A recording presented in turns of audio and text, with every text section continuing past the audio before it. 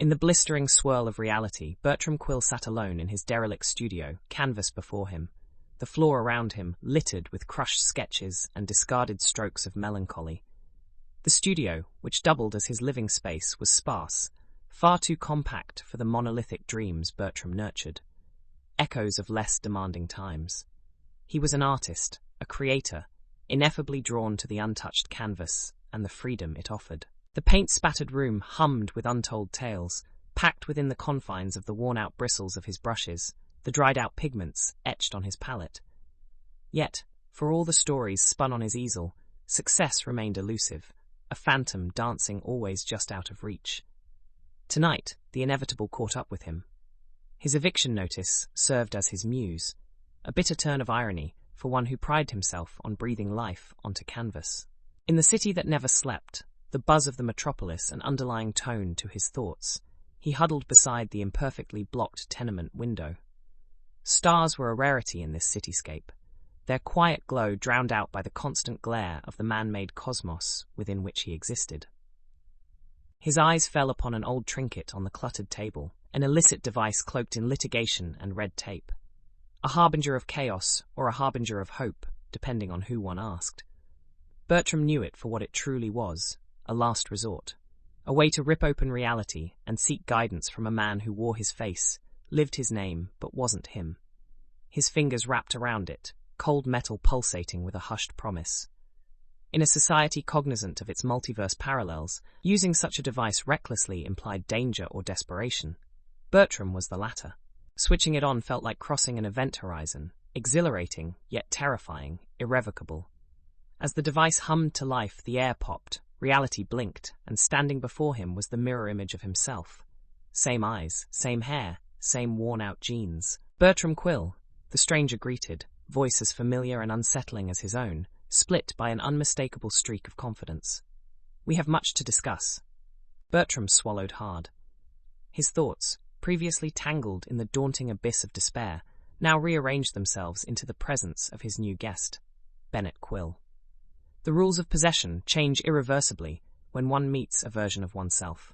Self-observation blends into self-judgment. "Navigation or negotiation?" asked Bertram, lips twitching into a half-smile. It was a subtle nod to the societal understanding. One either sought directions from their alternate selves, or they attempted to cut deals. "To start with, let's say navigation," replied Bennett. His alternative self carried an aura of success. It whispered tales of a life Bertram could only dream of living. From that night, chaos and calm wove themselves into his previously uneventful existence. Under Bennett's guidance, Bertram's prospects began to shift. His unnoticed art shows gradually transformed into coveted events, graced by critics and connoisseurs. His paintings, once deemed too abstract, now served as scholarly citations. Bertram's efficiency mirrored Bennett's advice. Even as his life drastically changed, Bertram noticed the peculiarities in Bennett's behavior. Fragmented knowledge of events no outsider should know, sidestepping personal space, and an uncanny attachment to the device aroused Bertram's suspicions. One night, curiosity overpowering caution, he secretly triggered the device during Bennett's visit. In a dizzying swirl of distorted reality, Bertram found himself plunged into Bennett's world, not as a guest, but as an involuntary intruder. This hasty decision was the first stroke on the canvas of an impending storm. He found himself standing at the event horizon of a reality he was unprepared for, in a world thriving on extracted dreams and chaotic brilliance, where his prosperous twin was a regal predator. Paintings splashed with color, newspaper clippings, and invitations for gallery openings began to replace eviction notices. Cocktail parties replaced solitude. Influential people now praised him. Eager buyers replaced idle window shoppers. All while Bertram continued to observe Bennett, whose keen mentorship seemed as commendable as it felt questionable. Bertram learned his counterpart was oddly knowledgeable about his reality. Bennett would drop hints about upcoming art events, critics' preferences, even Bertram's obscure acquaintances. He instructed Bertram who to mingle with, where to showcase, and when to launch works. And as Bertram forged his way through these uncharted territories with Bennett's map, his life blossomed. His simple studio sprouted into a plush, upscale space, Unmatched panoramic views replaced the drab greyness that once encased his world. His painfully typical existence transformed, as if fielding the updraft of his newfound fame. Every morning Bertram awoke, half expecting the dream to dissipate. But the fantastical reality persisted. Yet for all its glistening allure, a nagging feeling gnawed at the edges of his contentment. His artistic ideas, usually a turbulent struggle of creativity, now flowed effortlessly, aligning too conveniently with popular demand. The vision he painted last night simply struck him as an epiphany yesterday afternoon, out of the blue. Bit by bit, a quiet, uninvited thought kindled within him, a hushed suspicion. Was he truly the maestro behind his own symphony? Bennett, always circling near the device, sent his instincts into overdrive. The mogul's behavior intensified, leaving Bertram feeling less like a fortunate mentee and more like an unintentional observer.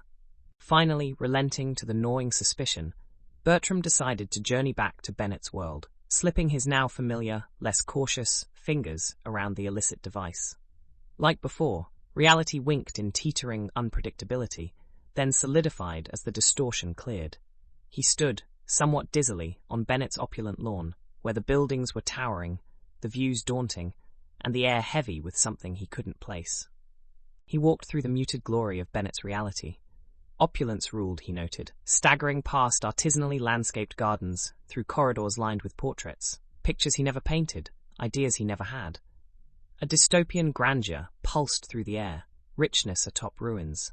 But it was the art studio, eerily mirroring his old one, that riddled him with unease. Sketches lay scattered. Paint tubes billowed dried remnants. Themes danced in decay around the room. A once thriving workshop lay abandoned. Bertram picked up a sketch, shriveled and dusty, an image he painted weeks ago in his reality, sketched in this one. Heart-pounding, he recalled his artistic epiphany, the coincidence curling into something sinister.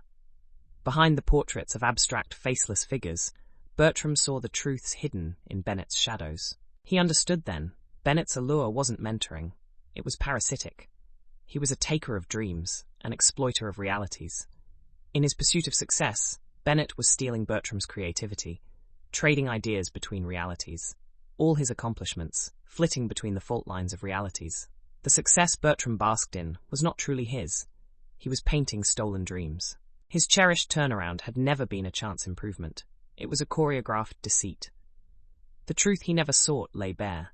A chilling realization dawned. He was complicit in the destruction of a whole reality. Bennett was not a beacon. He was a predator. And Bertram was ensnared, a webbed pawn in Bennett's multiverse game. Staring at the sketches in the disused studio, realization pierced Bertram like shards of shattered glass. His knees gave out, and he fell onto a rotting, canvas-spattered stool. His breath hitched in his throat. Bennett was a thief of ideas, a conman preying across realities. Bertram couldn't determine which stung more, the deception from his mentor or his own unwitting complicity. He needed to leave, to escape the crushing weight of his own foolishness and Bennett's reality. Fumbling for the device, Bertram triggered his retreat. Reality churned once more, and he found himself at home, his lush upscale home and fame now a grotesque reminder of stolen dreams. The following day, Bertram had to confront Bennett. He mustered up his strength and confronted his counterpart directly. "Bennett," Bertram pinned the other man with a piercing stare. "What are you playing at?" Bennett hummed nonchalantly. "I'm not sure what you mean." Bertram flung the sketch towards Bennett, his suppressed anger painting his face crimson.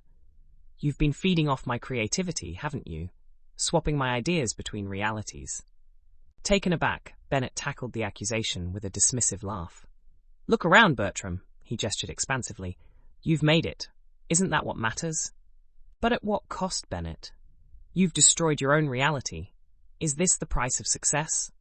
Bertram's voice echoed through the luxurious apartment, settling heavily between them. Bennett's nonchalant demeanor cracked, revealing a predator cornered. "You won't understand, Bertram. I had to excel, by any means necessary." He'd expected remorse, anger, maybe even justification. Instead, Bennett's chilling indifference fueled Bertram's resolve further. Pushing down his gnawing despair, he spun from Bennett with renewed purpose. He had to stop him. The next few days, Bertram toiled tirelessly, Each brushstroke, each dab of colour pulsed with a new purpose to expose Bennett's transgressions. His art now harboured expiation instead of exploration, a confession of being victim and accomplice to Bennett's multiverse crimes.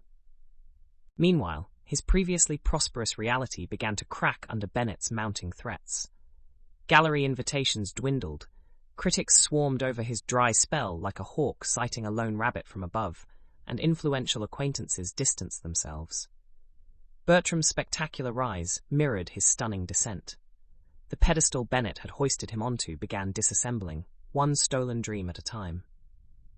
But Bertram clung to his knowledge and evidence, weaving a plan to expose Bennett's multiverse manipulation. As the magnitude of his predicament swirled within him, Bertram found himself parked before the mammoth window of his luxurious apartment. The cityscape, which once offered him a humbling sense of achievement, now smirked back, a mocking reminder of Bennett's ruse. Expelled from their gilded cage of fame, Bertram's works ceased to grace galleries. The relentless flash of cameras dimmed, leaving him in the intimate company of a darkness he once knew. However, this time, he harboured a secret weapon. Knowledge of Bennett's manipulation. Undeterred by his dwindling fortunes, he gathered the proofs of Bennett's multiverse crimes, the sketches from Bennett's world, the unnervingly convenient suggestions that led to his own art forms, and the comparisons of forecasts versus breakthroughs. He needed to expose the truth, to rip off the veil that shrouded Bennett's glamorous facade. But Bennett was no idle spectator. The mogul's threats mutated into aggressive intrusions. Anonymous calls with threats turned into vandalized exhibitions. Bertram's life, once aglow with prestigious recognition, now shivered under the hawk-eyed scrutiny of slander. Yet, even in the face of escalating odds, Bertram mustered his resolve. He continued working, preparing quietly for the looming showdown. He dove deeper into his art, covertly baiting his reality, a trap Bennett was bound to fall into, much like he himself had earlier. Nights turned into days.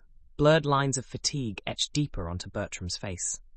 Each day he crafted opportunities, opened potential doors for Bennett to exploit. Each time Bennett fell into the trap, his actions served as additional evidence. The more Bennett maneuvered, the more tangled he became in Bertram's carefully laid net. It was a perilous dance on the edge of chaos. As Bertram played host to Bennett's visits, imitation friendship fanned the false security feeding Bennett. He saw the trap closing in. Bennett was arrogant, blinded by his string of uncontested successes. Bertram saw his unaware confidence and steeled himself for the final exploit, the final stretch towards his objective. As the retaliation grew closer, the magnitude of his endeavour dawned on Bertram. He wasn't just battling Bennett. He was stepping forth as a protector of realities, a vanguard against unmitigated power. His struggle wasn't just personal, it was universal. His art had always aimed to stir emotions, to tip scales of consideration. He never anticipated standing at the fulcrum of these scales, single-handedly tipping the fate of multiple realities. Bertram's every nerve buzzed with restless energy as he laid out another piece of bait. An art canvas, his tool of confession and defiance, glowed luminously under the swanky apartment's lights. A final creation, awaiting Bennett's intentional or unintentional manipulation. The glaring void of the canvas echoed the emptiness of the previously bustling studio. His trap was set, a masterpiece waiting to be stolen. Bennett arrived as expected, eyes dancing with a familiar gleam. Bertram's insides coiled as their normal cordial evening began to unfold, an orchestrated charade underlined by the severity of their unspoken duel. "So, another blank canvas," Bennett chimed, motioning towards the untouched swath of white. "Every creation starts from nothing," Bertram replied, a double entendre lost amidst casual banter. Bennett walked over to the easel, a predator unknowingly striding into a snare. He glanced at the empty canvas, before slowly raising a hand, fingers hovering, trembling. A moment hung in the balance, where success and exposure swayed, waiting for gravity to cast its vote. Bennett's hand made contact, and simultaneously the device sparked unexpectedly. A gentle pop punctuated the moment. Bertram lunged, already yanking the cord-like trigger incorporated into the easel, linked to the device. Reality blinked around them, colours, sounds, and scents splintered into a disorienting spiral. Bertram stood firm, arms stretched, eyes fixed on his counterpart, After an eternal moment of suspended physics, reality rearranged itself, solidifying around them. But it was not their lush apartment that fanned out in vista. Bertram found himself within a dilapidated, dying reality. The canvas he had positioned now stood huge and alien against a decaying waterfall. However, the true victory was Bennett's absence. His mentor, his counterpart, and his deceiver were successfully trapped in a dying reality, his manipulative prime cut off from the rest of the multiverse, unable to cause further harm. Bertram felt a deep exhaustion wash over him. His original mission was over, but a new task loomed ahead. He had tarnished not only his own reality, but countless others. It was now his duty to repair the damage, restore balance, correct the disorder birthed by Bennett's hubris and his own ignorance. Bertram, with his humble beginnings, now stood as a guardian of the multiverse. The pawn, once part of Bennett's manipulative stage, had risen to become the king controlling the balance between realities. A sudden gasp of laughter escaped him, a sound of victory and anticipation. His journey went from an artist struggling with bills to a multiverse custodian. Irony didn't even start to cover it. In this shift, there was a strange sense of poetic justice, and at the heart of it lay an invaluable certainty. The one who initiates can also control. Bertram Quill, as he victoriously returned to his reality, had become so much more, and this was just the beginning.